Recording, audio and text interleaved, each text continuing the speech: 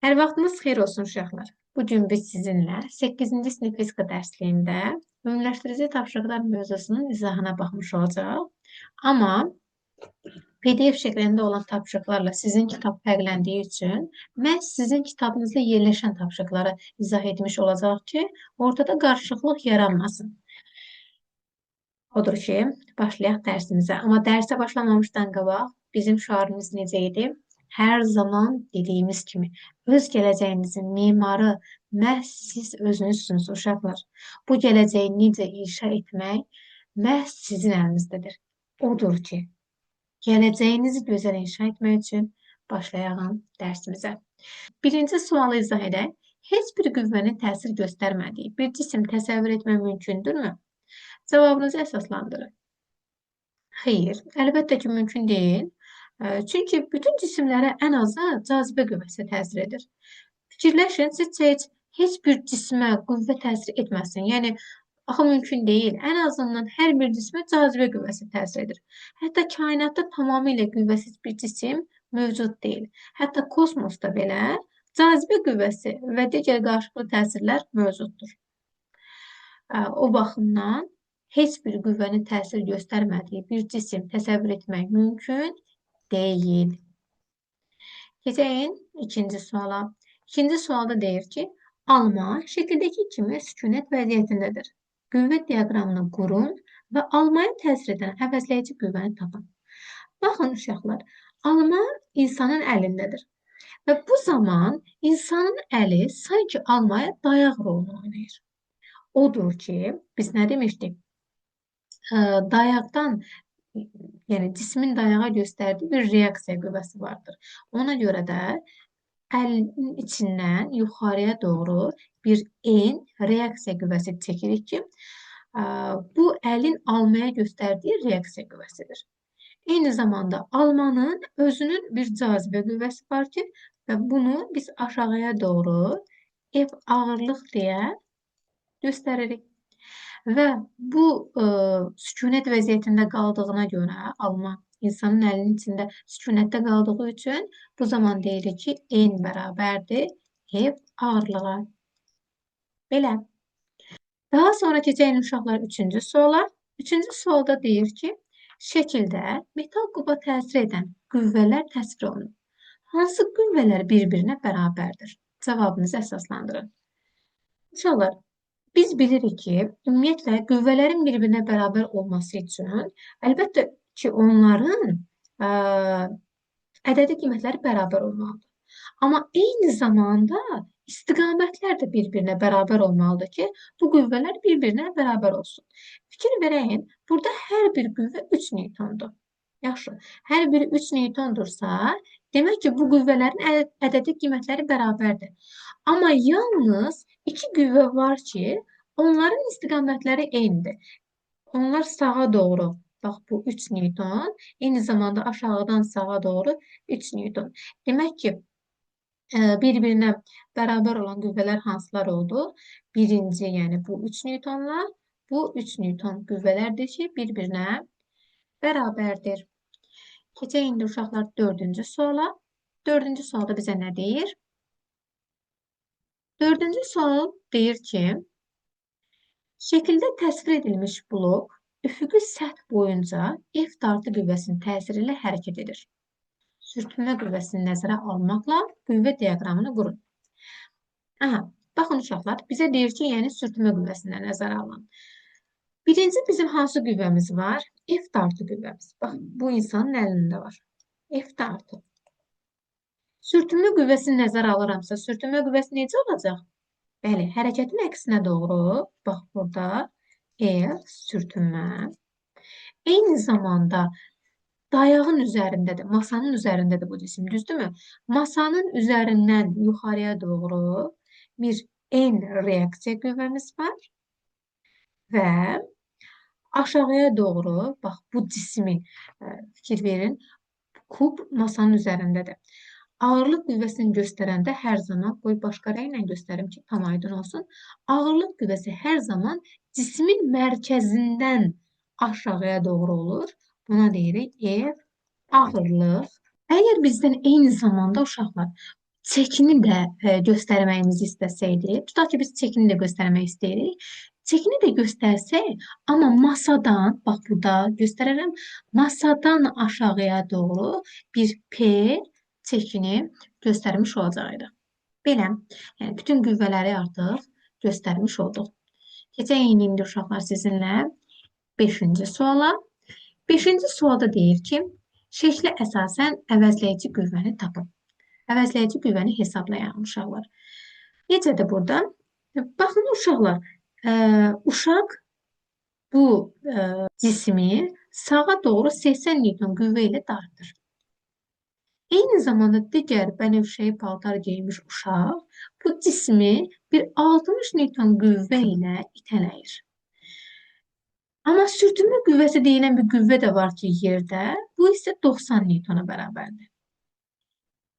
Biz demişdik ki, əvəzləyici qüvvə necə tapılır? Əgər qüvvələr eyni istiqamətlidirsə, bu zaman əvəzləyici qüvvəni tapan zaman toplayırıq.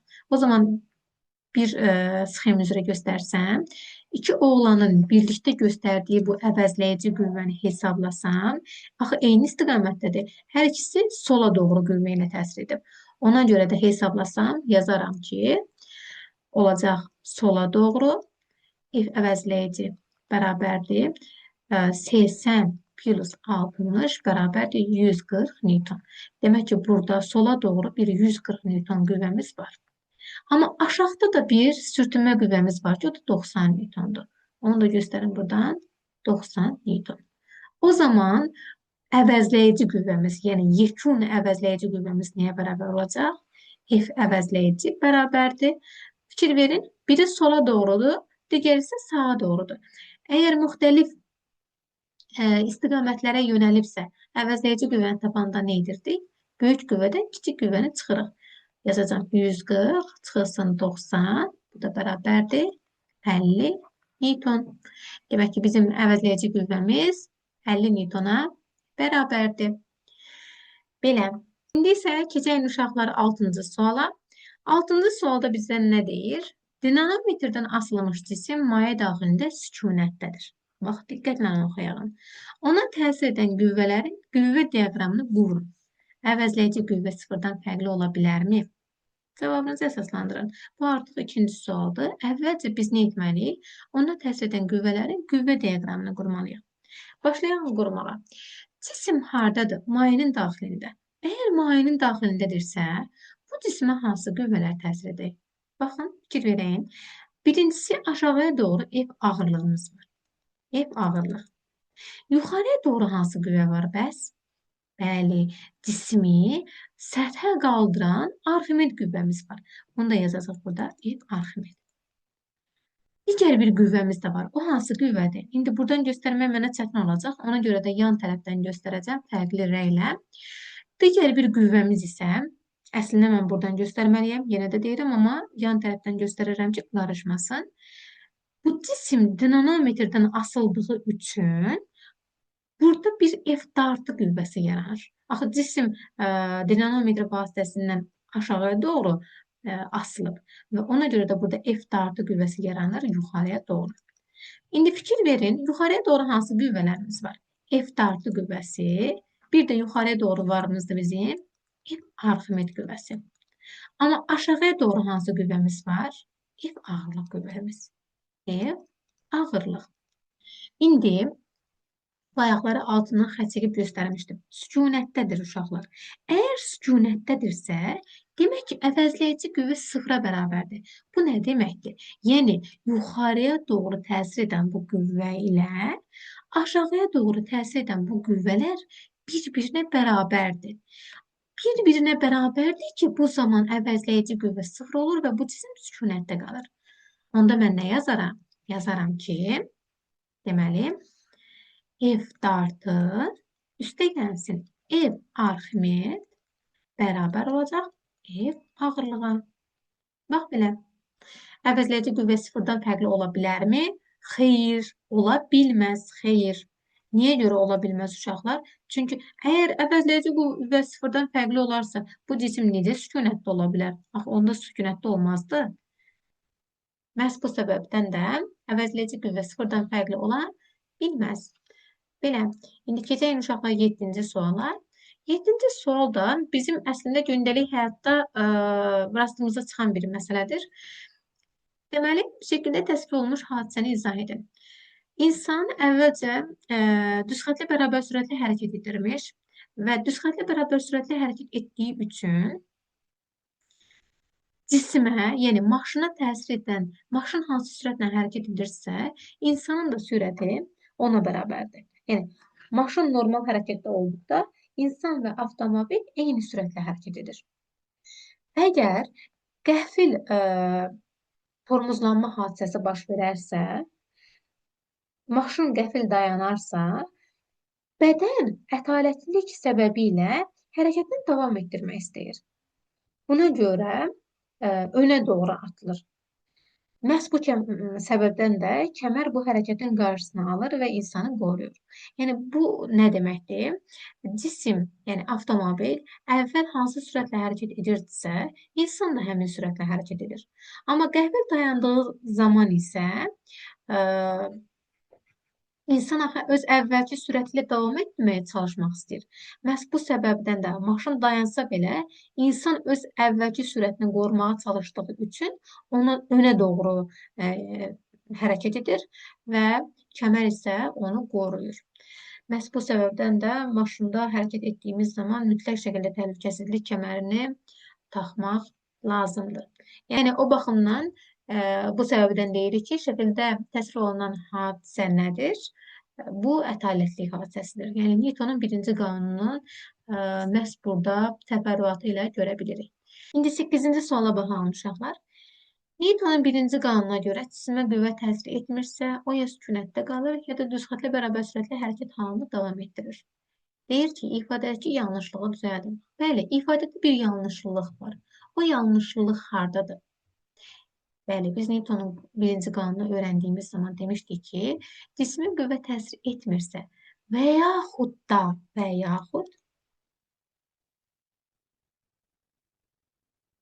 ona təsir edən qüvvələrin əvəzləyicisi sıfırdırsa, ona təsir edən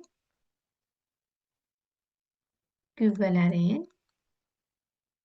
əvəzləyicisi sıfırdırsa.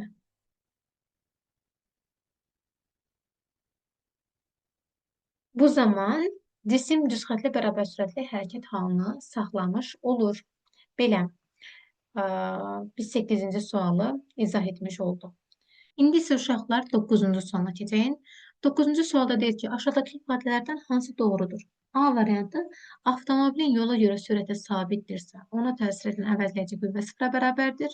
B variantı, avtomobilin yerdəyişməyə görə sürəti sabitdirsə, ona təsir edən əvəzləyici qüvvə sıfıra bərabərdir.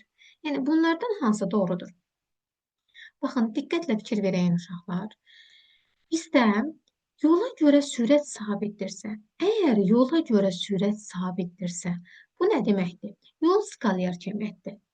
Məhz bu səbəbdən yola görə sürət V yol, o da bərabərdir L bölünsün T.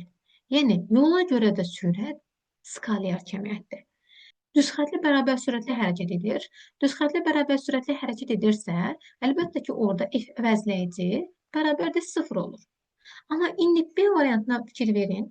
Avtomobilin yerdəyişməyə görə sürəti sabitdirsə, ona təsir edən əvəzləyici qüvvə 0-a bərabərdir.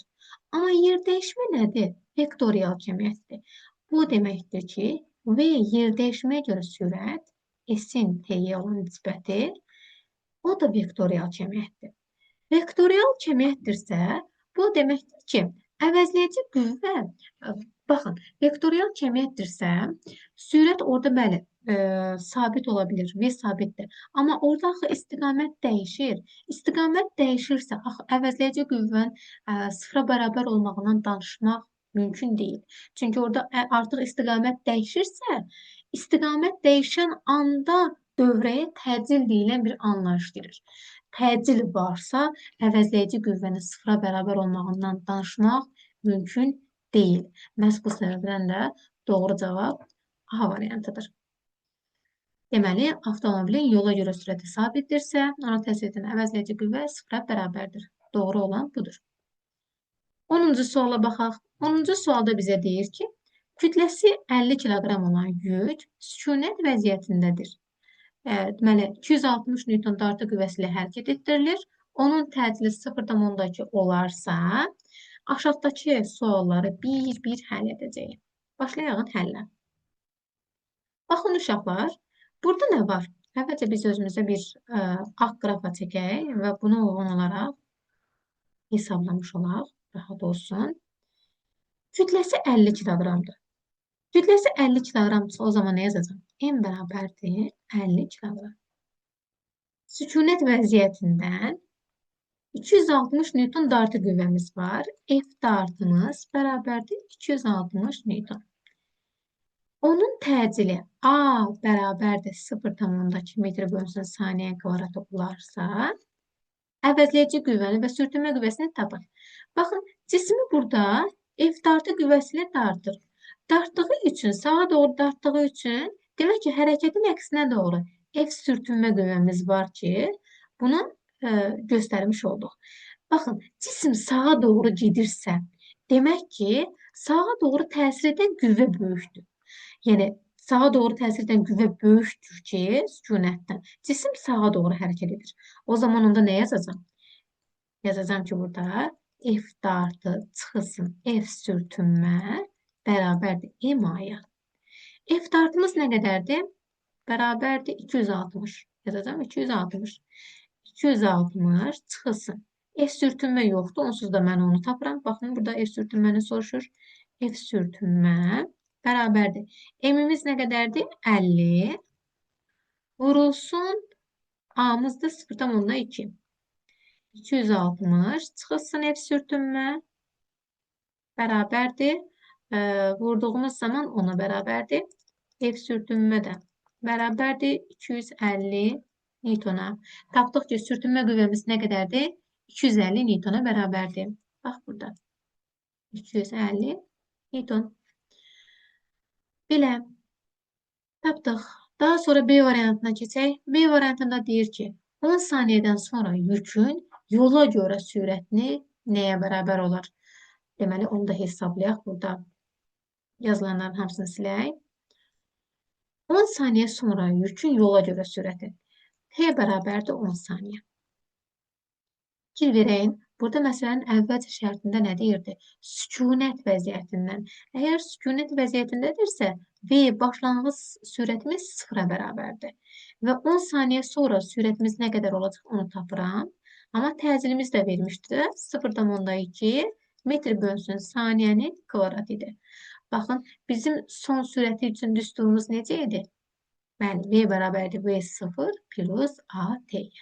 İndi V0'ımız nə qədər idi? 0-a bərabər idi. Ona görə 0-a gedəcək bu. O zaman yazaq. V bərabərdir 0. Üstə gəlsin. A-mız nə qədərdir? 0,2 vurulsun. T-miz də 10-a. V də bərabərdir. 0,2 10-a vuranda 2 metr bölünsün saniyə. Tapdıq ki, bizim sürətimiz 2 metr bölünsün saniyəyə bərabərdir. Belə uşaqlar. Hesablamış olduq. Daha sonra keçək indi C variantına. Yükün təcilinin əvəzləyici qüvvədən asılı qrafikini qurun. Yükün təcilinin əlbəttə ki, əvəzləyici qüvvədən asılı qrafiki necə olacaq uşaqlar? Siz onu fərqli rənglə göstərək, qarışmasın. Yükün təcilinin əvəzləyici qüvvədən asılığı A-nın F-dən asılığını deyir. Düsturumuz necə idi? F bərabərdir M-aya. Buradan A-nı tapsam, A bərabərdir F bölünsün M. Fikir verin, A-la F necə asılıdır? Düz mütənasibdir. Ona görə də mən düz mütənasib asılılıq çəkirəm. Və D variantının sualına baxaq. Yükün dartan şəxsə təsir edən ipin gərilmə qüvvəsi neçə Newtondur? Bax, bu cismi əgər mən dartıramsa 260 Newton qüvvə ilə, demək ki, bu cismi hansı qüvvə ilə dartırsa, gərilmə qüvvəmiz də hələ həmin qüvvəyə bərabərdir. Yəni 260 Newtona. 260 Newton. Belə hər birini hesablamış olduq. İndi keçirik 10-cu suala. Yox, 11-ci suala. 11-ci sualda bizdən nə istəyir? Deyir ki, başlanğıcda təsir edən qüvvəni 4 Newton artırdıqda uzanma 2 dəfə artarsa, yaya təsir edən qüvvəni hesablayın. İndi bunu hesablayaq uşaqlar. Bir dəqiqə. 11-ci sualı burada izah edək. Baxın uşaqlar, başlanğıcda təsir edən qüvvəni 4 Newton artırdıqda. Mən bu qüvvəni 4 Newton artırdığımı riyazi olaraq necə yazaram? Yazaram ki, F elastik 2, yəni ikinci qüvvə bərabərdir. F elastik 1 üstünə gəlsin 4. Yəni, artıq burada göstərirəm ki, ikinci qüvvəmiz birincidən 4 Newton çoxdur. Uzanması necə olur? 2 dəfə artır. O zaman yazıram. X2, yəni ikinci uzanma bərabərdir. 2 dəfə artdığı üçün 2x1-ə. Yaya təsir edən qüvvəni tapın, yəni F elastik 1-i tapmağımızı istəyir bizdən. Hesablayacaq. Normalda düsturumuz necədir? F elastik bərabərdir Kx-a. İndi mən bu düsturu bir dəfə birinci cisim üçün, yəni birinci hal üçün və ikinci hal üçün yazacağım. Yazıram. F elastik 1 bərabərdir. K vurulsun x1. F elastik 2 bərabərdir. K vurulsun x2-yə. İndi soruşa bilərsiniz ki, bəs müəllimə, burada hər birinə 1, 1, 2, 2 yazdıq. Amma K-lara heç nə yazmadıq axı. Heç K1, K2 yazmadıq. Niyə? Məhz o səbəbdən ki, uşaqlar, çünki eyni yaydan söhbət gedir. Mən eyni yaya bir dəfə 4 Newton qüvvə təsir edirəm. Daha doğrusu, bir dəfə hansısa bir qüvvə ilə təsir edirəm mən buna. Sonra həmin qüvvəni 4 Newton artırıram. Yəni, eyni yaydan söhbət getdiyinə görə burada K-ların ayağına 1, 2 yazmırıq uşaqlar. Əgər müxtəlif yay olsaydı, hə, onda nəsə yazardıq. İndi davam etdirəyin uşaqlar. İndi fikir verin burada. F elastik birimiz var, yoxdur. O zaman olduğu kimi qalacaq o. Yazacağım. F elastik 1 bərabərdir. K vurulsun. X birimiz var, yoxdur. Ona görə o da olduğu kimi qalacaq. Amma fikir verin, F elastik 2'miz var. F elastik 2 niyə bərabərdir? Bax, o buna bərabərdir. Bax bu. Mən indi bunu gətirəm, burada yerinə qoyuram. O zaman nə olacaq? F elastik 1 üstünə gəlsin 4 bərabərdir. K vurulsun. X2 nə qədərdir bə? X2'miz bax burada budur. X2 2x1'dir. Onu gətirirəm, burada yerinə qoyuram. Qoyduğum zaman necə olacaq bə? K-mızı yazmışıq artıq. Deməli, 2x1. Belə. İndi mən bunları tərəf-tərəfə böləcəm. Tərəf-tərəfə bölsəm, İstəyirsiniz buradan yazın. Sizə də hər bir detal aydın olsun. F elastik 1 bölünsün F elastik 1 plus 4'ə bərabərdir. K vurulsun x1 bölünsün K vurulsun 2x1'ə. İxtisarlarımızı aparaq. Deməli, K'lar ixtisar gedəcək. X1'lər də ixtisar gedəcək. Yerdə nə qalacaq? Qalacaq F elastik 1 bölünsün F elastik 1 plus 4 bərabərdir. Yuxarıda heç nə qalmamışdı. 1 bölünsün 2'yə. Tərəf-tərəfə vuraq bunları. 2 F elastik 1 bərabərdir. F elastik 1 plus 4'ə. Buradan da F elastik 1'imiz bərabərdir. 4 Newton almış oldum. Tapdım ki, onda birinci, yəni yaya təsir edən ilk qüvvəmiz 4 Newton'a, yəni F elastik bərabərdir 4 Newton'a bərabərdir. Belə uşaqlar. Yəni, belə uzun getməyinə baxmayın, asandır əslində. Detallı şəkildə bir daha fikir versəz buna, çox aydınlıqla başa düşmüş olarsınız. Keçək indi uşaqlar 12-ci suala. 12-ci sualda bizdən nə istəyir? Şəkildə elastik yaya təsir edən qüvvə ilə yaydan asılmış cismə təsir edən qüvvəni müqayisə edin. Baxın, elastik yaya təsir edən qüvvə ilə yaydan asılmış cismə təsir edən qüvvəni müqayisə edin. Baxın, elastik yaya təsir edən qüvvə nədir? Elastik yaya təsir edən qüvvə elastiklik qüvvəsidir də düzdür. Yəni, yuxarıya doğru, bu yayı aşağıya doğru çəkir bu cisim. Demək ki, yuxarıya doğru bir elastiklik qüvvəmiz var. Eyni zamanda bu cismin özünün bir ağırlığımız var ki buna da emri deyirik. F cazibə qüvvəsi, F ağırlıq qüvvəsi, emri. Bu cisim tarazlıqda qaldığı üçün, tarazlıqda olduğu üçün F elastik bərabərdir emridir. Yəni bu baxımdan deyirik ki, şəkildə elastik yaya təsir edən qüvvə ilə yaydan asılı cismə təsir edən qüvvə, yəni F elastik emriyə bərabər olduğu üçün bu cisim tarazlıq vəziyyətindədir. Yəni bir-birinə bərabərdir. İndi 13-cü suala keçək. 13-cü sualda deyir ki, dayaq linkin ortasında, link isə tarazlıqdadırsa, cismin M ilə göstərilmiş kütləsini müəyyən edin. Baxın, dayaq cismin ortasındadır. Amma fikir verin burada. Bu tərəf 50 santimetrdirsə, o göstərin burada. Bu tərəf 50 santimetrdirsə, digər tərəfdə 50 santimetr olmalıdır. Amma bu cisim bu dayağın uc hissəsindən deyil, biraz digər tərəfdən asılmış olur. Məhz bu baxımdan da momentlər qaydasını tətbiq etmək olsaq, momentlər qaydası necə idi? M1 bərabərdir M2-yə. M1 nə deməkdir? Yəni F1 vurulsun D1, İstəsə F1 vursun L1 də yaza bilərik. Yəni kitabda necə yazıldığından asılıdır. Qüvvə qolu deməkdir bu. D1 də yaza bilərsiniz, L1 də yaza bilərsiniz. Heç bir fərqi yoxdur. Bərabərdir. F2 vurulsun D2-yə. F1 nə deməkdir? Yəni burada təsir edən bax bu qüvvə M. F2 nə deməkdir? F2 bax burada təsir edən qüvvə bax bu F2. Buna nə yazacağam? F1. F1 yəni mj yaza bilərəm də F-in yerinə, düz deyil. Ona yazacağam M vurulsun J vurulsun. D1-imiz nə qədərdir? Qüvvə qolumuzu bax burada göstərib. Qüvvə qolumuz 50 santimetrdir. Ona görə mən bunu yazaram. 50 santimetr biz bunu çevirsək D1 bərabərdir 50 santimetr. Bu da bərabərdir 0,5 metr. 0,5 bərabərdir. F2-in yerinə nə yazaram? F2 eyni zamanda mj demək deyil. Yəni M-miz də 100 qram olduğuna görə mən bunu 0,1 kimi yaza bilərəm də uşaqlar. Niyə görə? Baxın, burada yazım aydınlığına. M bərabərdir 100 qramdır. Bu da bərabərdir 0,1 kiloqram.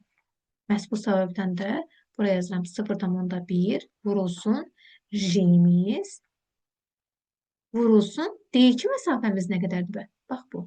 D2 məsafəsində 40 santimetrdir. D2 bərabərdir 40 santimetr. Bu da bərabərdir 0,4 metr. 0,4 yazdım burada. İndi burada J'lər ixtisar getdi. M-i tapacağım. M bərabərdir 0,1 vurulsun 0,4 bölünsün 0,5. Bu da bərabər olacaq. Deməli 0,8 kiloqram. Tapdım ki M 0,8 kiloqramdır. Qrama çevirsəm M bərabər olacaq 80 qram. Deməli mən buradan nə qədər kütləli yük asmaq lazımdır? 80 qram. Yük asmaq lazım idi ki bu link tarazlıqda qalmış olsun. Və 14-cü sonuncu suala baxırıq. Aşağıdakı halların hər biri üçün tarazlığın növünü müəyyən edin. Fikir verin uşaqlar, birinci cisimdə ağırlıq mərkəzi hardadır? Bax, kütləsi çoxuna, bax buradadır, düzdür. Ağırlıq mərkəzi səthdən çox yuxarıda olduğuna görə bu necə tarazlıqdadır? Bəli, dayanıqsız tarazlıqdadır. Dayanıqsız. Çünki azacıq bir qüvvə təsir etsəm, bu cisim aşacaq və bir daha öz əvvəlki vəziyyətinə qayıtmayacaq. Yəni, xarici təsir etmək lazımdır ki, o əvvəlki vəziyyətinə qayıtsın. İkinci cisimə baxın. Ağırlıq mərkəzi səthə yaxındır. Bax, buradadır. Səthə yaxın yerləşdiyinə görə mən bu cisimə azacıq qüvvə təsir etsəm, bu cisim yenidən öz əvvəlki vəziyyətinə qayıdır və buna görə də biz buna deyirik dayanıqlı. Amma üçüncü cisimdə isə ağırlıq mərkəzi düzdür buradadır. Amma mən buna qüvvə təsir etsəm, bu cisim fırlanan hərəkət edəcək.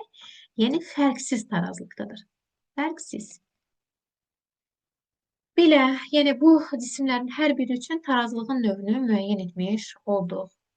Belə uşaqlar, ümid edirəm ki, tapışıq izahlarının hər biri sizə aydın olmuş oldu. Yenə də hər zaman dediyimiz kimi, öz gələcəyinizin memarı uşaqlar məhz siz özünüzsünüz. Bu gələcəyi necə inşa etmək sizin əlinizdədir. Odur ki, gələcəyinizi gözəl inşa etmək üçün gələn görüşlərə dək. Sağ olun uşaqlar.